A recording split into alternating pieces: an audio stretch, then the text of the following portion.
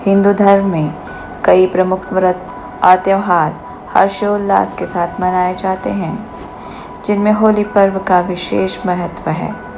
होली पर्व की शुरुआत वास्तव में होलिका दहन से होता है। धार्मिक मान्यताओं के अनुसार होलिका दहन पर्व को बुराई पर हुई अच्छाई की जीत के रूप में धूमधाम से मनाया जाता है।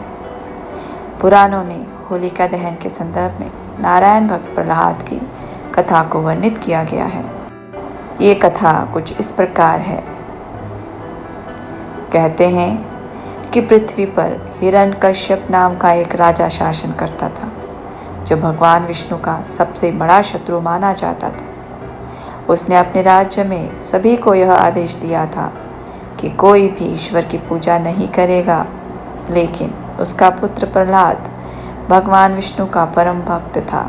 जब हिरण्यकश्यप ने अपने पुत्र को भगवान की पूजा करते हुए देखा तो उससे सहा नहीं गया और अपने ही पुत्र को दंड देने की ठान ली। हिरण्यकश्यप ने प्रहलाद को कई बार कष्ट देना चाहा, लेकिन भगवान विष्णु ने हर समय प्रहलाद का साथ दिया। अंत में अत्याचारी राजा ने अपनी बहन होलिका से मदद मांगी। होलिका को यह वरदान था कि उसे अग्नि नहीं जला सकती थी, लेकिन इसीलिए होलिका प्रहलाद को अपनी गोद में लेकर अग्नि में प्रवेश कर गई।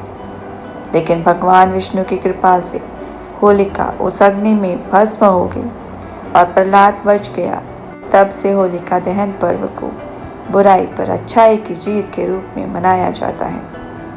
होलिका दहन के पीछे वैज्ञानिक कारण भी निहित हैं। होली वसंत के मौसम में खेली जाती है, जो सर्दी के अंत और ग्रीष्म ऋतु के बीच की अवधि होती है।